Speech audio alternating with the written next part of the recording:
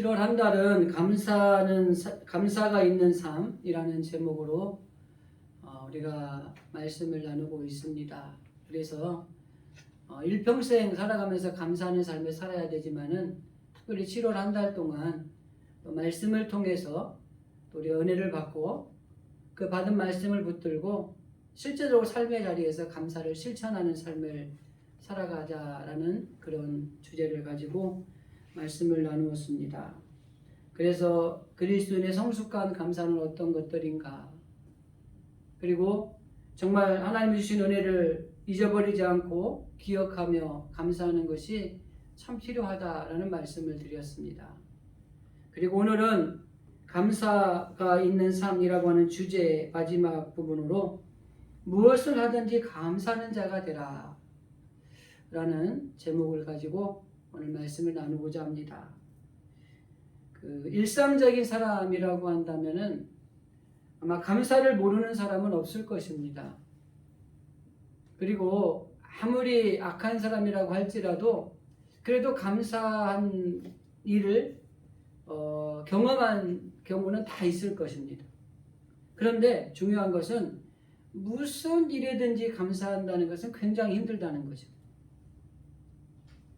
오늘날 실제로 말하는 것 중에 하나가 뭐냐면 어떤 조건이 이루어졌을 때 감사하는 게 일반적인 감사잖아요. 그런데 하나님이 주시는 감사는 무조건적인 감사죠. 주셨기 때문에 감사하는 게 아니라 주시지 않아도 없어도 감사하는 게 이게 하나님이 주시는 감사입니다. 이것이 어떻게 보면 오늘 주제로 삼고 있는 무슨 일에든지 무엇에든지 감사하는 자가 되라 라고 하는 말씀과 일맥상통한다고 할 수가 있을 것입니다. 그래서 무슨 일에든지 감사하는 사람은 굉장히 귀한 사람이에요. 그리고 이렇게 감사가 생활화되어 있는 사람은 흔하지 않다고 하는 것입니다. 모든 삶에 살아가는 사람들이 감사하는 걸 보면은 어떤 것들이 잘 되었을 때 감사합니다. 기도가 응답이 되었다든지 문제가 해결이 되었다든지 아니면 내가 어떤 조건이 이루어지면 좋겠다고 하는 것들이 있는데 그 조건이 이루어졌다든지 할 때에 일반적인 사람들은 감사를 해요.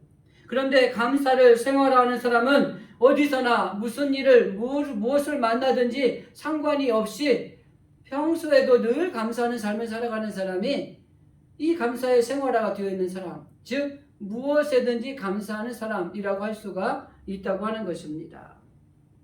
그래서 좋은 일이 있어야 감사하는 것이 아니라 그렇지 않아도 감사하는 삶을 살아가는 이 감사의 생활화가 우리 그리스도인들에게는 아주 중요한 요소라고 하는 것입니다.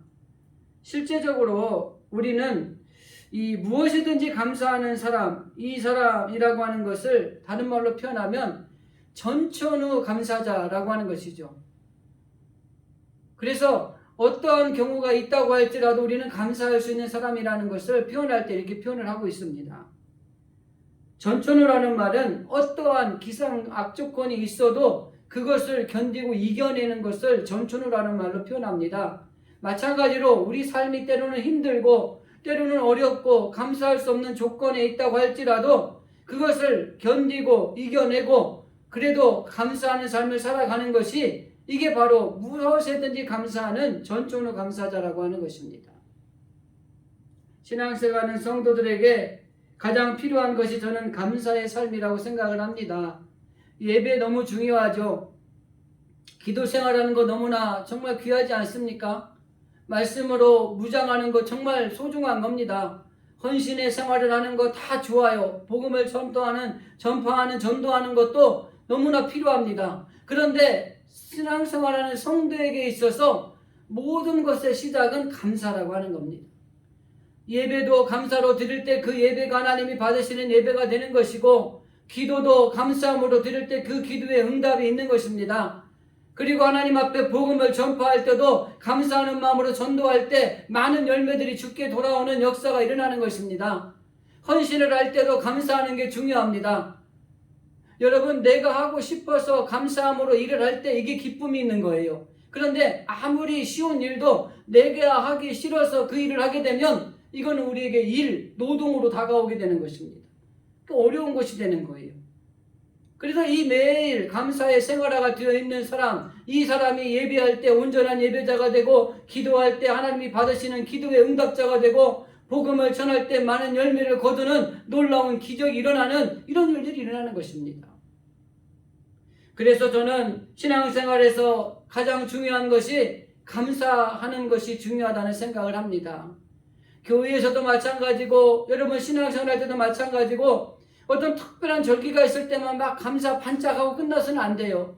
어떤 모든 것들이 좋은 일이나 잘 되었을 때 감사하고, 안 되고 뭐 어려운 일이 생기면 불평하고 원망하고 그런 거 하는 것은 온전한 감사가 아니에요. 정말 어떠한 경우에도 무슨 일이든지 우리가 감사하는 삶을 살아가는 사람이 감사가 생활화된 사람이라고 하는 것입니다.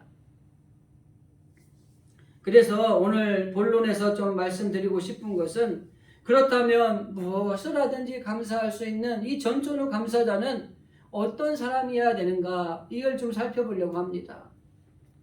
저와 여러분이 전천후 감사자가 되려고 한다면 이러한 것들을 갖추고 있어야만 우리가 전천후 무엇이든지 감사하는 감사를 실천할 수 있다는 것을 오늘 본론에서 하나하나 좀 살펴보고자 합니다. 첫 번째, 무엇이든지 감사하는 사람은 믿음이 있는 사람이라고 하는 것입니다. 믿음이라는 걸 다른 말로 말하면 신뢰입니다. 누군가를 분명하게 믿고 신뢰하는 것이 있는 사람이 바로 하나님 앞에 감사할 수 있는 사람이라고 하는 것입니다. 무슨 일을 만나거나 무슨 일을 할 때에 이 감사할 수 있는 것은 이 믿음, 즉 신뢰를 바탕으로 이루어진다고 하는 것입니다. 신뢰는 삶의 자리에서도 살아가는 사람들 관계에서 중요하지만, 특별히 우리가 신앙생활에서 감사하는 데 있어서는 굉장히 중요한 거예요. 하나님에 대한 믿음이 온전하게 있는가, 내가 만나는 사람과의 관계에서의 온전한 신뢰가 있는가에 따라서 감사를 실천할 수 있느냐 그렇지 않느냐가 결정이 된다고 하는 것입니다. 그래서 좋으신 하나님께서 하나님 앞에 우리가 신뢰와 믿음으로 살아가고 있는 것, 이것이 바로 우리가 감사할 수 있는 조건이라고 하는 것입니다. 여러분, 삶의 자리를 살아가면서 보면 모든 일이 다 형통하던가요? 그렇지 않죠. 때로는 보면은 좋지 않은 일을 만날 때도 있고, 때로는 얽히는 일들이 너무 많아가지고 잘 풀어지지 않는 일들을 만날 때도 있고, 어떤 때는 답답한 일을 만날 때도 있잖아요. 요즘 같은 시대가 어떻게 보면 좀 답답한, 그리고 얽혀서 풀어지지 않는 그런 코로나 시대가 아닌가 하는 생각을 해봅니다. 실제적으로 이러한 시대의 삶을 살아가면서 매번 우리가 감사하고 형통하다고 이야기할 수 있는 것은 어렵다고 하는 것입니다. 그러나 하나님을 믿음으로 신뢰하는 사람들은 평강을 잃어버리지 않기 때문에 어떠한 경우에도 늘 감사하는 삶을 살아갈 수 있다고 하는 것입니다. 그래서 철저하게 오늘 본문에서 바울이 골로새 교인들에게 편지하면서 말하고 있는 것처럼, 하나님의 은혜와 사랑에 대한 신뢰를 가지게 되면 그리스도의 평강이 우리를 주장하게 되고, 그리스도의 평강이 우리를 주장하게 되면 우리는 감사하는 삶을 살아갈 수 있다, 이렇게 성경은 말하고 있는 것입니다. 15절 말씀을 제가 한번 읽어드리겠습니다. 그리스도의 평강이 너희 마음을 주장하게 하라. 너희는 평강을 위하여 한 몸으로 부르심을 받았나니 너희는 또한 감사하는 자가 되라. 이 말씀은 어떤 조건이 이루어져서 좋은 일이 생겨서 감사하는 것이 아니라 생활 속에서 범사에 감사하는 삶을 살아야 될 것이라는 것을 말씀하고 있는 것입니다. 하나님을 믿는다, 하나님을 신뢰한다 라는 것은 어떻게 보면 우리가 감사하는데 매우 중요한 요소라고 하는 것입니다. 지금은 힘들고 지금은 어렵지만 하나님을 믿고 신뢰함으로 하나님이 주시는 평강이 있음을 알기 때문에 우리는 현재의 모습을 보고 원망하고 불평하는 것이 아니라 하나님을 믿고 신뢰함으로 우리는 감사할 수 있다고 하는 것입니다. 어떻게 보면은 하나님을 온전하게 신뢰하지 못하는 것으로 인해서 우리는 감사하지 못하고 원망하고 불평하는 일들이 얼마나 많은지 모릅니다. 대표적인 예가 출애굽기에 나오는 이스라엘 백성들의 가나안 땅을 들어가기 직전에 광야 생활의 모습입니다. 이스라엘 백성들은 애굽에서 노예 생활을 했어요. 그 노예는 자유가 없습니다. 매일 막 채찍을 맞으면 일만 해야 돼요. 저녁이 되면 좀 쉬는가 싶지만 아침이 되면 또 일을 하러 나가야 되는 겁니다. 그 삶이 얼마나 고달프겠어요. 그래서 출애굽기 2장에 보면 이스라엘 백성들이 더 이상 견딜 수가 없어서 하나님 앞에 부르짖었다 이렇게 표현하고 있어요. 하나님 우리를 살려주십시오. 우리를 좀 구원해 주십시오. 정말 견딜 수가 없습니다. 그래서 하나님이 그들을 그 애굽에서 건져내 주셨어요. 그리고 가나안 땅에 와서 이들에게 만나를 먹여주시고 홍해의 기적도 보여주시고 마라의 쓴물을 달게 하고 먹을 수 있는 물로 만들어주시고 그리고 그 외에도 하나님 없이는 살 수 없다라고 하는 이 사실을 깨달았어요. 그런데 그 하나님을 신뢰하지 못하고 어려운 일이 생길 때마다 하나님에 대해서 원망하고 대적하고 불평하고 폭동을 일으킵니다. 그리고 전체적으로 결론적으로 보면은 이스라엘 백성들이 애굽에서 하나님 앞에 호소했던 그 기도가 응답이 되었음에도 불구하고 감사하지 않아요. 그리고 그 하나님이 우리를 인도하신다는 것을 믿음으로 신뢰하지 않습니다. 그 결과 그들은 가나안 땅에 들어가지 못하고 광야에서 다 죽었어요. 하나님은 우리의 정말 신실하신 하나님이세요. 말씀하신 것을 지키신 하나님이십니다.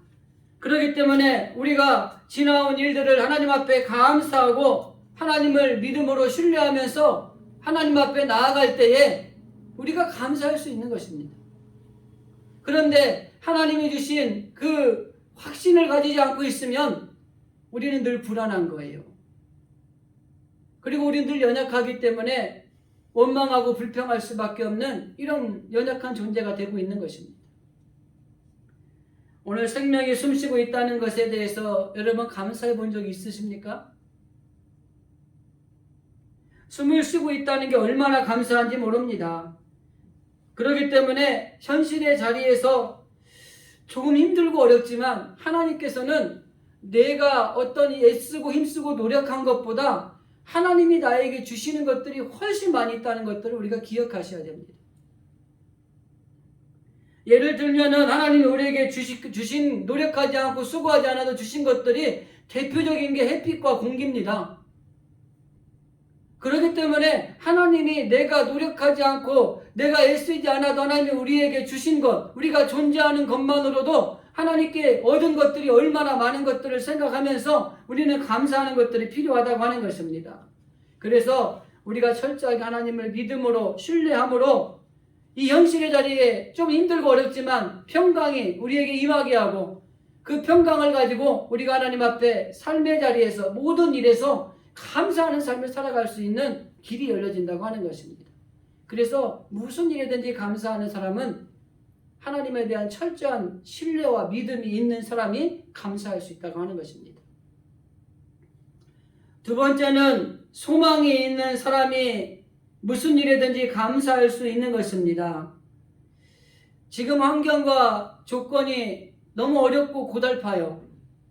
그런데 하나님이 계획하신 놀라운 일들이 있음을 바라보는 소망이 있는 사람은 현재에 안주하지 않고 감사할 수 있는 것입니다. 그런데 하나님의 계획하신 그 소망을 바라보지 않는 사람은 현재에 주어진 삶을 바라보기 때문에 원망하고 불평하고 하나님에 대해 감사하지 않는 삶을 살아가고 있는 것입니다. 그래서 지금 주어진 환경이나 조건이 아무리 좋지 않다고 할지라도 우리를 향하여 가지고 계신 하나님의 계획, 그 소망이 있다는 것을 깨닫는 사람은 무슨 일이든지 감사하는 전천후 감사자가 될 수 있다고 하는 것이에요.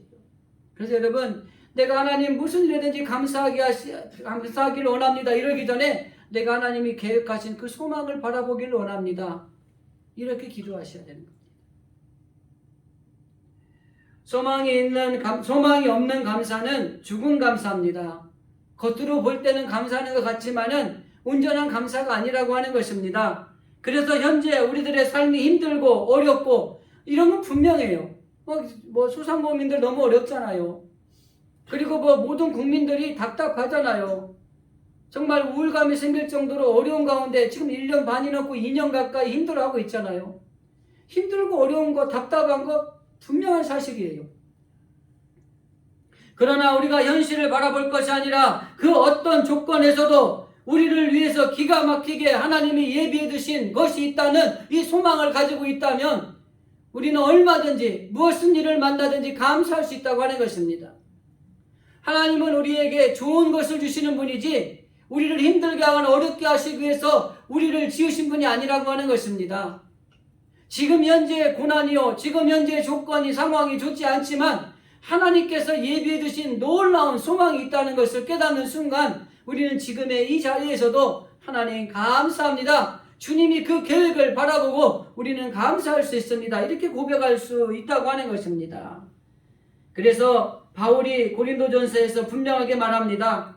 하나님이 자기를 사랑하는 자들을 위하여 예비하신 모든 것은 눈으로 보이지 못하고 귀로 듣지 못하고 마음으로 생각하지 못하였다 함과 같으니라. 하나님은 우리 모든 믿는 자들에게 분명히 예비해 두신 것이 있는데 눈이 보이지 못하고 귀가 막혀서 듣지 못하는 이런 일들이 일어날 수 있다고 하는 것입니다. 마음이 닫혀서 마음이 패역한 마음이 되어서 마음을 열지 못해서 깨닫지 못한다는 겁니다. 정말 중요한 것은 하나님의 약속의 말씀을 통해서 우리에게 주신 그 언약, 그 약속의 말씀을 붙들고 우리가 살아가야 된다고 하는 것입니다. 그래서 우리는 하나님의 말씀, 그 언약하신 말씀을 듣기 위해서 귀를 열고 눈을 열고 마음을 열어서 하나님의 말씀을 마음에 받아들이는 게 필요해요. 그래야 그 말씀이 우리 안에서 깨달아지고 그 깨달아진 하나님의 말씀이 우리에게 소망이 되고 그래서 현재 있는 고난이나 조건이나 환경이나 상황이 아무리 힘들고 어려워도 그 안에서 감사하는 삶을 살아갈 수 있는 것입니다. 오늘 우리가 읽은 16절 상반절 말씀을 보면은 그리스도의 말씀이 너희 속에 풍성히 거하여 모든 지혜로 피차 가르치며 권면하고 이렇게 되어 있어요. 하나님의 말씀이 우리 속에 풍성하게 거해야 됩니다. 그래서 하나님이 예비하신, 하나님이 계획하신, 하나님이 소망을 주신 그 소망을 바라볼 수 있어야 되고 깨달을 수 있어야 되는 거예요. 그래서 하나님이 소망이 있는 사람이 무엇이든지 감사할 수 있는데 그 소망은 하나님의 언약하신 말씀을 귀로 듣고 눈으로 보고 마음으로 깨닫는 사람에게 주어지는 것입니다. 그래서 언약의 말씀을 통해 우리는 소망을 가지게 되고 소망이 있는 사람이 감사할 수 있는 것입니다. 자, 생각해 보세요. 지금 우리가 막 어렵잖아요. 근데 우리가 우리는 이제 이게 멸망할 것이다. 더 이상 우리는 소망이 없다. 이 코로나로 해서 모든 인류가 다 죽고 망할 것이다. 이렇게 생각하면 우리는 희망이 없어요. 그러나 분명히 많은 사람들이 가지고 있는 생각은 뭐예요?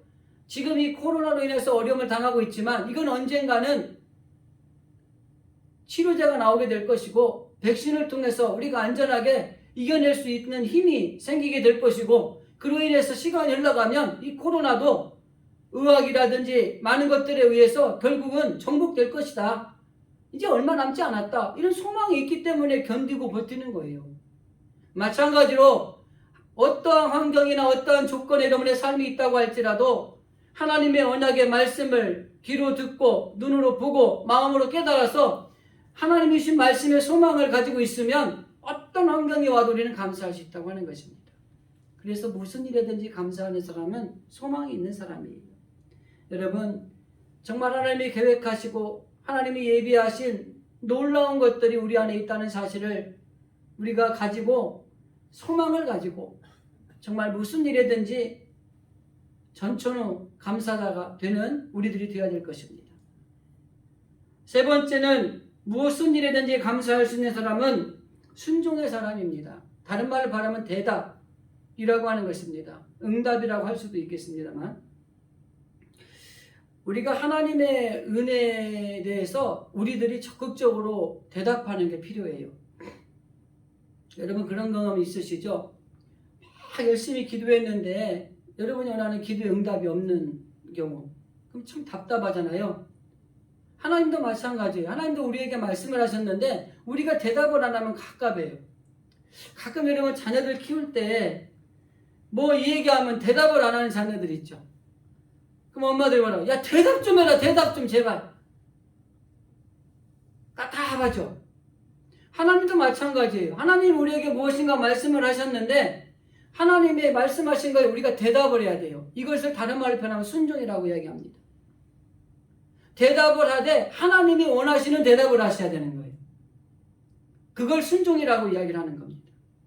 그래서 하나님은 끊임없이 우리를 위해서 하나님의 자비와 긍휼과 은혜를 우리에게 베풀어 주시는 거예요. 그러니까 우리들도 마찬가지로 그 하나님이 베푸는 자비와 은혜와 긍휼에 따라서 우리도 하나님이 원하시는 대답을 해드려야 돼요.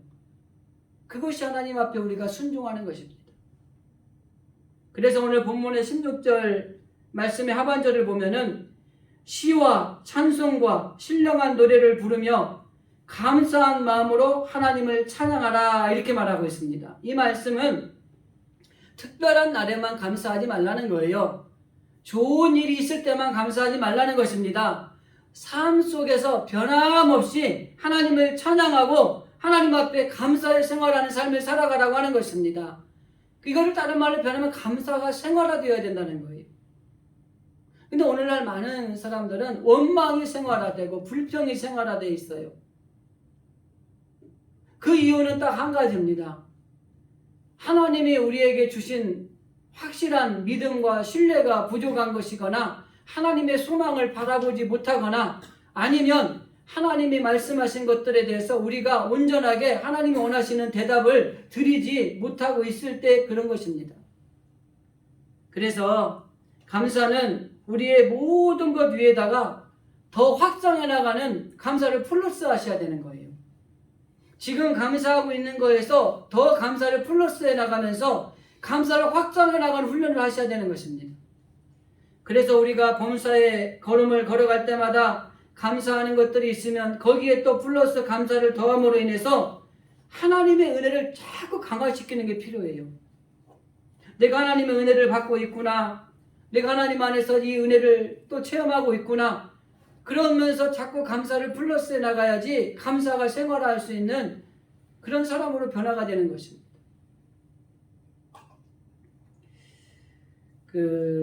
우리가 감사를 더하는 것은 우리가 주를 위해서 사는 것과 같은 겁니다.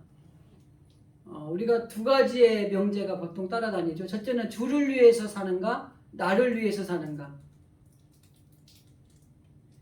범사에 감사가 있는 사람들, 즉 우리의 삶의 방향을 살아갈 때에 주를 위해서 살아가고 있는지 아니면 나를 위해서 살아가고 있는지를 우리가 늘 점검하셔야 됩니다. 주를 위해서 살아가는 사람은 자꾸 감사를 플러스하는 거예요. 나를 위해서 살아가는 사람은 자꾸 감사를 마이너스 시키는 겁니다. 그렇기 때문에 우리가 아무리 좋은 어떤 감사의 조건이 형성이 되었다고 할지라도 나를 위해서 내가 살아가면 그 감사는 아무런 의미가 없는 것입니다. 그래서 우리가 이 살아가는 삶의 자리에서 내가 주를 위해서 살아간다라는 마음을 가지고 살아갈 때 감사가 1 플러스 되셨습니다. 감사가 2 플러스 되셨습니다. 이렇게 올라가는 거예요. 그런데 나를 위해서 살아가면 감사가 1 마이너스 되셨습니다. 삭감이 되는 거예요.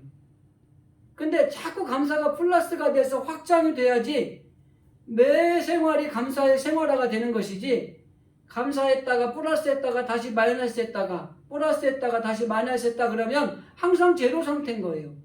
그러니까 좋은 일이 있을 때는 감사하는데 힘들고 어려울 때는 원망하는 거예요. 그러니까 감사의 생활화가 이루어질 수가 없는 것입니다. 그래서 감사의 삶을 살면서 정말 우리가 진정으로 확인해보고 점검해야 되는 것은 뭐냐면 정말 내가 주를 위해서 살아가고 있는가 이것에 대한 대답을 잘 하셔야 됩니다. 그래서 그 대답을 온전하게 해야 됩니다. 내가 주를 위해서 살아감으로 정말 어떠한 의미에서도 자꾸 감사를 확장시켜서 이제는 무슨 일에든지 감사하는 삶을 살아가는 내가 되기를 원합니다. 이런 마음을 가지고 자꾸 어떠한 일이 있어도 주를 위해서 살아가는 삶을 살아가는 것이 필요하다고 하는 것입니다. 그래서 우리가 세 번째로 생각해 볼 수 있는 것이 바로 순종, 즉 하나님 앞에 온전하게 대답을 잘 해야 되는 거예요. 그것도 하나님이 원하시는 대답으로. 네 번째는 범사의 주님을 바라보는 사람이 무슨 일에든지 감사할 수 있는 것입니다. 바라본다는 말을 다른 말로 표현하면 주목하다라고 이야기를 하죠. 우리가 보통 이 사람들을 쳐다보게 할 때 이렇게 하죠. 다 모두 주목! 이렇게 얘기하죠. 그래서 나를 바라봐라 이 말이에요. 주목한다는 말은.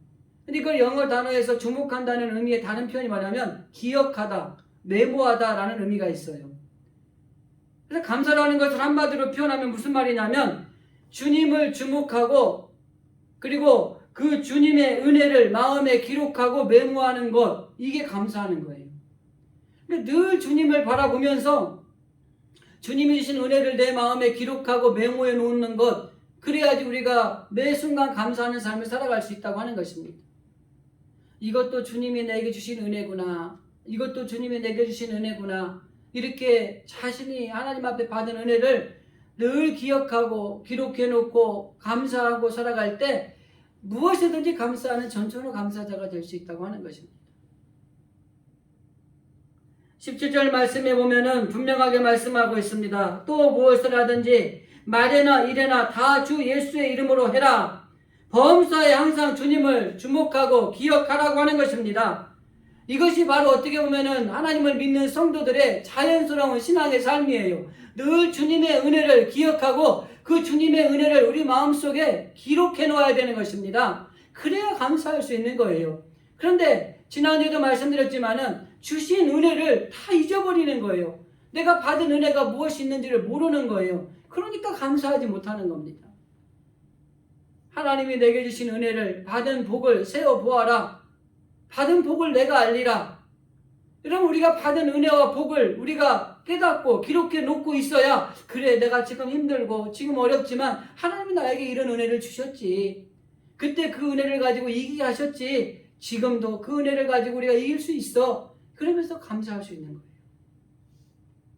그렇기 때문에 우리가 모든 일에 주님을 바라보고 주님을 주목하면서 살아가는 것, 그러기 위해서 우리가 늘 그런 사람이 되게 해달라고 기도해야 되는 것입니다.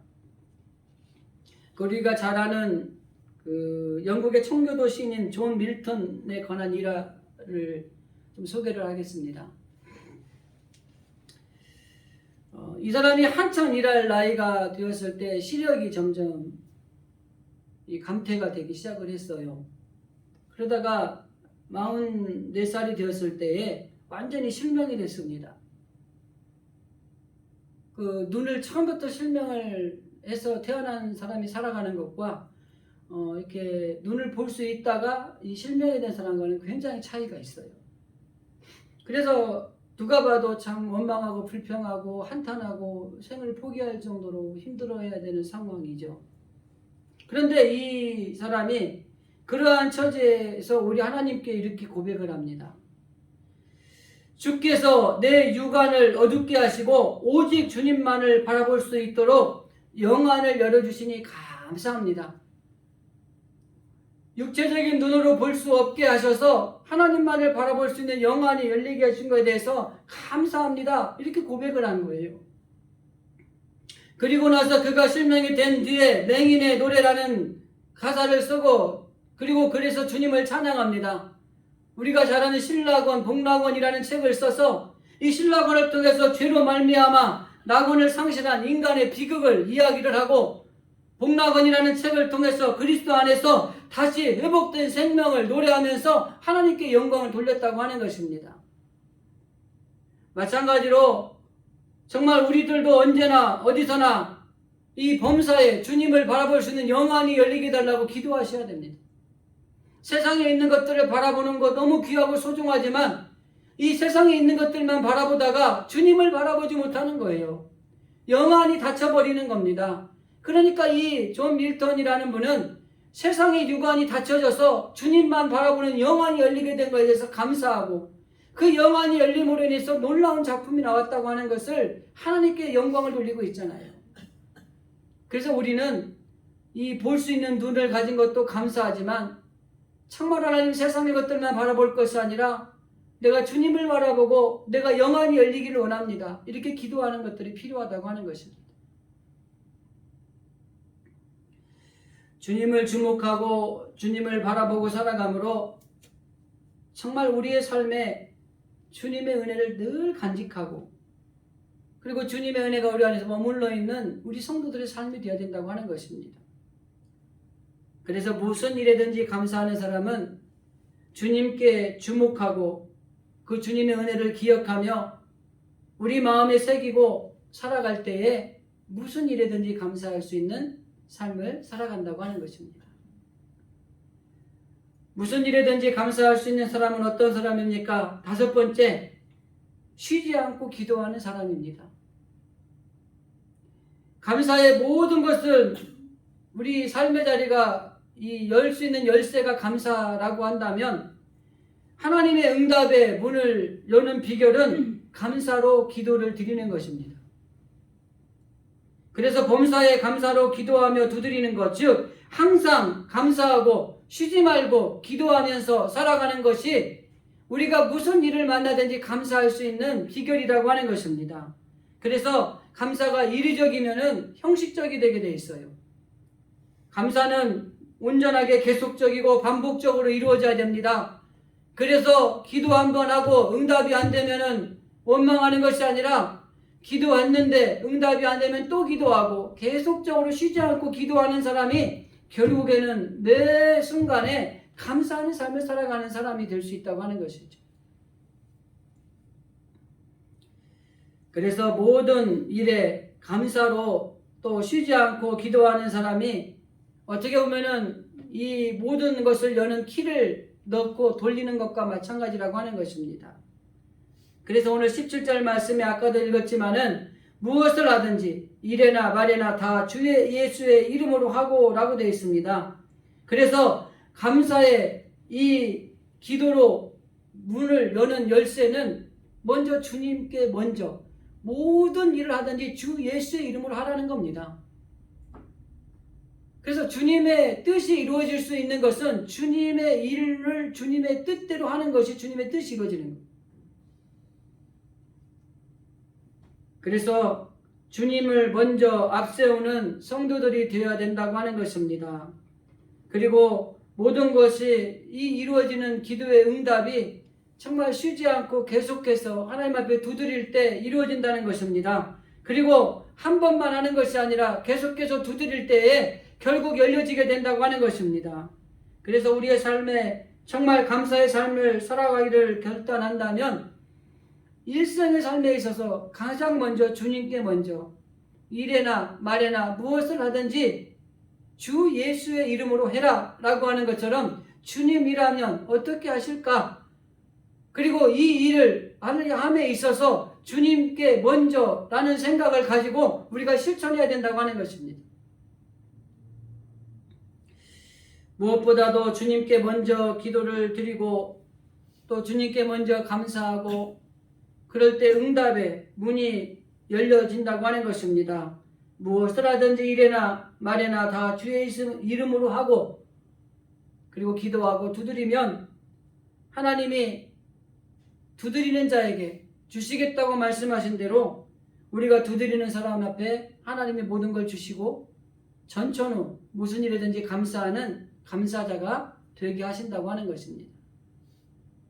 그래서 무슨 일에든지 감사할 수 있는 사람은 쉬지 않고 기도하는 사람이에요. 한두 번 기도하고 안 되면 에이 하나님은 나를 사랑하지 않는 것 같아. 하나님은 내 기도를 들으지 않는 것 같아. 이러지 마시고요. 계속해서 쉬지 말고 두드리고 기도하면 하나님이 그 안에서 주시는 놀라운 은혜와 축복이 있다는 것입니다. 마지막으로 무엇이든지 감사하는 사람은 섬김과 나눔의 사람이라고 하는 것입니다. 감사는 모든 것의 근원의 원천이 될 수 있어요. 아까 서두에 말씀드린 것처럼 신앙생활하는 성도에게 있어서 가장 중요한 것이 감사라는 겁니다. 감사함으로 기도하고 감사함으로 섬기고 감사함으로 나누고 감사함으로 예배하고 감사함으로 전도하고 이런 일들이 있을 때 결과적으로 이 감사가 우리 삶의 모든 것의 원천이라고 하는 것입니다. 그 이유는 감사가 하나님을 가장 아름답게 하는 단어라고 하는 것입니다. 오늘 17절 말씀에 다시 한번 전체 본문을 읽어드리면 또 무엇을 하든지 말에나 일에나 다 주 예수의 이름으로 하고 그를 힘입어 하나님 아버지께 감사하라. 무엇보다도 이 만물의 주인 하나님 앞에 항상 감사하는 자가 되어야 될 것을 말씀하고 있는 것입니다. 그리고 시편 50편에 보면 감사로 제사를 드리는 자가 나를 하나님을 영화롭게 하나니 그 뒤에 마지막 부분에 이렇게 말합니다. 하나님의 구원을 보리로다. 결국 하나님 앞에 감사로 제사를 드리는 자가 하나님을 영화롭게 하고 결국 하나님을 영화롭게 하는 자가 하나님의 구원을 보는 놀라운 은혜를 입는다고 하는 것입니다. 그래서 우리는 무엇을 하든지 하나님 아버지께 감사하는 자가 되어야 된다고 하는 것입니다. 하나님께 진정으로 감사를 드리는 사람은 이웃에게 섬김과 나눔의 삶을 살아가고 구워주고 베풀어야 됩니다. 이 나누는 삶, 이것이 진정한 감사의 또 의미라고 하는 것입니다. 그래서 무슨 일에든지 감사하는 사람은 섬김과 나눔을 실천하는 사람이 사실 모든 일에든지 감사할 수 있는 사람이라고 하는 것입니다. 그래서 하나님을 기쁨으로 잘 섬기고 정말 매사에 주어진 이웃과 더불어서 섬김과 나눔의 삶을 실천하는 사람은 늘 감사하는 삶을 살아갈 수 있는 사람이라고 하는 것이죠. 우리가 나눔 가운데 가장 큰 나눔은 바로 영생의 나눔, 즉 복음 전파의 나눔입니다. 지금은 코로나 때문에 참 복음을 전하기가 어려운 시대가 됐어요. 그럼에도 불구하고 우리가 이 복음, 즉 영생을 나누는 이 나눔의 실천을 우리가 사실은 꼭 해야 되는 것들 중에 하나입니다. 여러분, 코로나 시대지만은 할 수만 있으면 주어진 자리에서 정말 우리가 이 영생을 나누는 이 삶을 꼭 실천해 나가시기를 바랍니다. 말씀을 정리합니다. 7월 한 달 동안 여러분 감사가 있는 삶이라고 하는 7월 주제를 가지고 우리가 어떻게 하면 감사를 실천하며 살아갈 수 있을까, 이런 말씀을 나누었습니다. 오늘 본문의 말씀을 먼저 정리하면 모든 일에 무엇을 하든지 감사하는 전천후 감사자는 어떤 사람입니까? 철저하게 믿음, 신뢰가 있는 사람이 무슨 일에든지 감사할 수 있는 사람입니다. 소망이 있는 사람, 즉 하나님의 계획을 바라볼 수 있는 사람이 우리는 무슨 일에든지 감사할 수 있는 사람이고, 그 소망은 하나님의 언약의 말씀을 통해 우리가 바라볼 수 있다는 말씀을 드렸습니다. 그리고 대답, 즉 순종이 사람이 결국 하나님의 모든 일에 감사할 수 있는 사람이라는 말씀을 드렸고, 그래서 하나님이 원하시는 대답을 해드려야 돼요. 하나님 앞에 받은 은혜와 긍휼이 있으면 그 은혜와 긍휼에 맞게 하나님이 기뻐하시는 대답을 해드리는 순종의 삶을 살아가는 사람이 감사하는 사람이 될 수 있다.